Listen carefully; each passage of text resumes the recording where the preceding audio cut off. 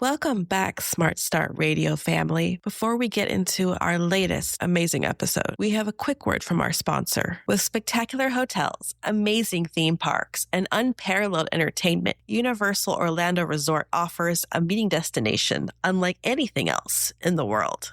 So here's the scene. Your attendees return back from the event. They have the glow of having such an amazing experience, and then they hit their computer and all they see is just a slew of emails that they weren't expecting to see, missed messages, missed phone calls, inquiries for their time and space and energy. And just like that, the afterglow of your event fades with the crushing weight of Monday morning. So, as always, grab your coffee, tea, matcha, water, or beverage of choice, and let's talk about how planners can help an event's impact survive Monday morning. Smart Star Radio, Smart Star Radio. Ready, set, here we go with another episode. Watch as we learn and grow. That's Smart Star Radio, Smart Star Radio. Ready, say, here we go with another episode. Watch as we let it grow. Starting smart is the action we design. Meeting of the minds, how to better use our time. Leading us, leading, proceeding.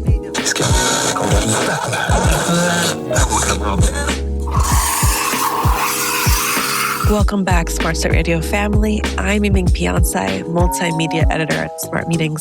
For this coffee chat, we are breaking down ideas meeting professionals can use to create more thoughtful and impactful experiences, especially the week after your event. This talk was inspired by a Smart Meetings article called The Monday Morning Test: How Meeting Planners Can Make Inspiration Last, written by Liz Ryan. So please also check out the website and definitely read that. I'll link it down in the show notes as well. The article asks planners to consider an important question. What happens after attendees leave? Great question. Because creating inspiration during an event is one thing. Helping attendees turn that inspiration into action is something completely different entirely. A planner can create a really engaging moment in real time. Like, you can connect to people and make them feel seen and heard and supported. But the real test is whether that moment translates the minute they get into their office. Like, has your event made such an impact that it carries with them long after the event ends?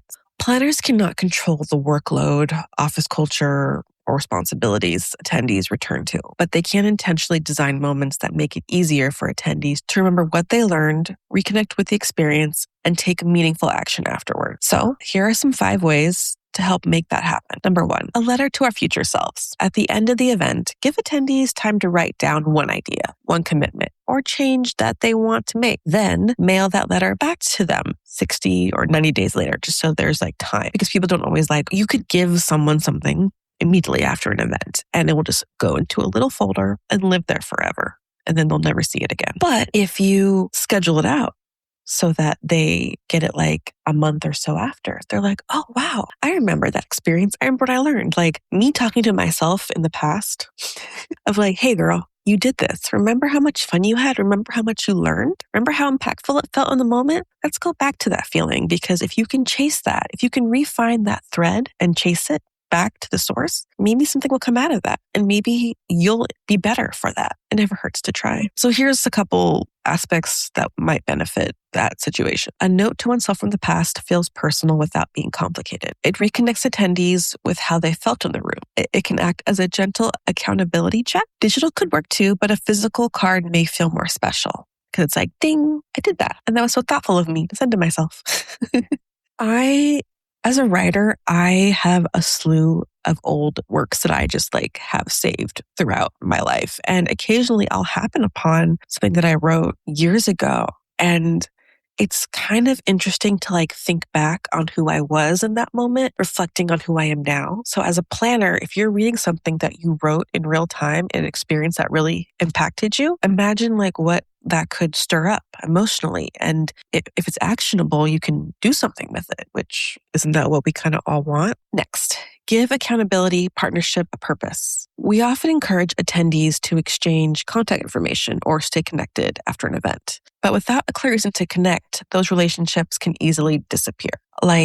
Yes, I go to a lot of events, I get a lot of cards, but I have to be very mindful that I remember to connect, because my brain is a goldfish bowl. My brain is a goldfish. Like I'll remember in the drill time and then my short-term memory kicks in and it just goes away. But having a way to stay accountable for my action, how I move after the event would be so helpful because it reminds me again of what I learned, my experiences, and what I want to do from it. And if someone or something is helping me be accountable for that, then I'll be more successful, right? Instead of simply assigning an accountability partner, planners can provide a shared goal, a check-in question, and a suggested schedule. For example, what is one thing you applied from the event this week? Because, structure matters. Like if I don't have structure, my life will just unravel.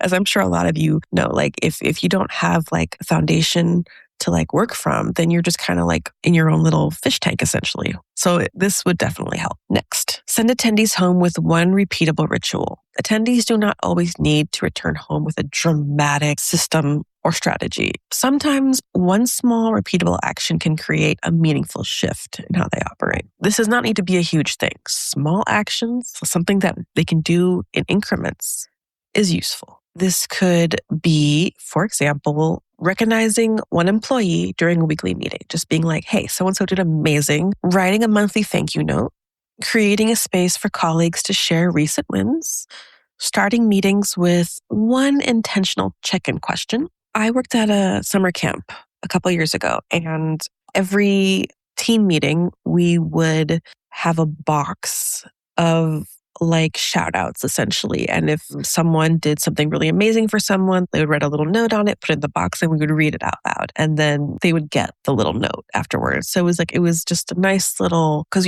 if you ever worked in education, it can take a lot out of you. So being like told that, you were helpful or you made someone's day can go a long way in really improving someone's like outlook on things. And it's definitely worth at least trying to see how it works. So the goal is to help attendees bring back more than information, right? They are bringing back a behavior that they can actually practice on a weekly or daily basis. Next, keep the event app alive. Event apps are often essential during the program. They hold schedules, maps, speaker information, and announcements. But what happens to the app when the event ends? Rather than allowing the community to go silent, planners can continue the conversation with weekly prompts related to the event's themes. Like you could talk about like, what's something that you learned at the event that kind of goes back to what you've been doing this week? Has anything you learned in the event related to what you're doing right now?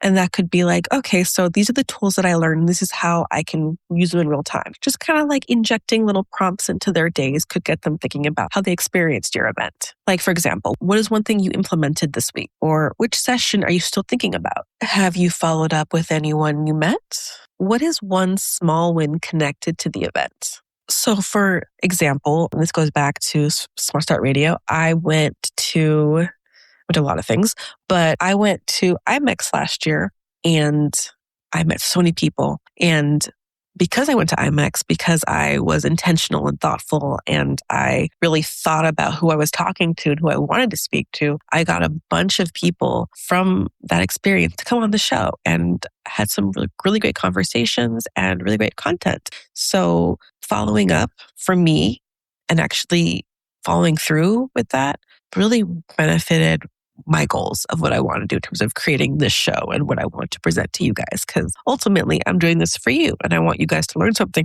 from the people that I talk to. So when I talk to people, I'm like, what can the Smart Start community learn from this? And hopefully I'm successful, fingers crossed. The app becomes more than a digital program guide. It becomes a place where attendees can continue learning from one another. Next, create a 48-hour challenge. Before attendees leave, give them one small action to complete within 2 days of returning home. So some people stress out about stuff like this. Like, I'm like, oh my God, I have a task to do. Like, this is too much. Like, I can't deal with this. But emphasize that this is not like a stress challenge. It's not like an assignment. It's something that they could just take part in. And if they choose to do it in that time frame, they can. If not, that's fine. But basically, don't stress them out.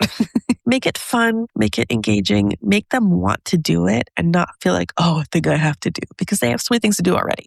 Think about their schedule and their time and just make it something tiny, manageable, and doable on their part. For example, they could share one takeaway during their next team meeting. They could thank someone they work with. They could schedule a follow-up conversation.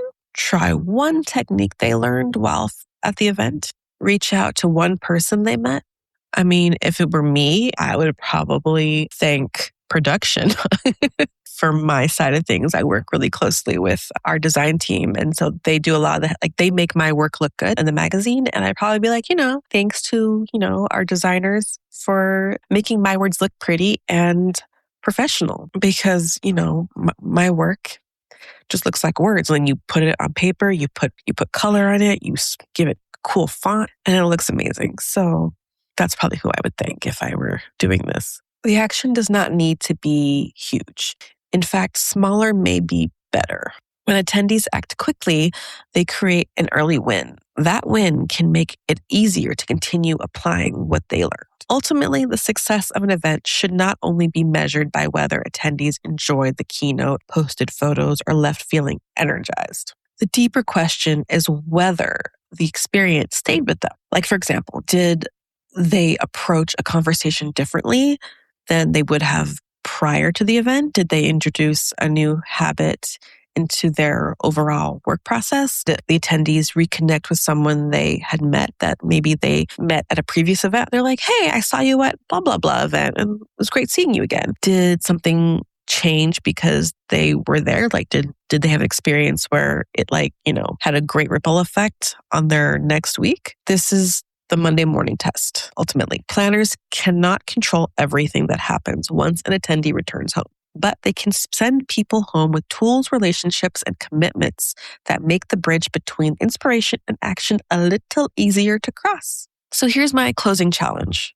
for you guys. Choose one of the ideas that either I talked about or that was in the story, and try to build that into your event. And let me know if you try it, if it was a success, if it wasn't. I would love to know. I'm really curious to see if you were able to implement something like this, or if you already have, I would love to know. But anyways, thank you all for joining me on another edition of Smart Start Radio Coffee Chat. For more insights, strategies, and stories created for meeting planners, please visit smartmeetings.com. Until next time, keep planning smart, and I'll see you next week. Bye. Smart Start Radio, Smart Start Radio. Ready, set, here we go with another episode. Watch as we learn and grow. Smart Start Radio, Smart Start Radio. Ready, set, here we go with another episode. Watch as we learn and grow. Starting smart is the action we design. Meeting other minds, how to better use our time. Leading, interceding, proceeding, they divine. It's believing, they conceding, so it goes on all the time. You've been listening to Smart Start Radio, a Smart Meetings production. Interested in being our next guest? Connect with us at editor@smartmeetings.com.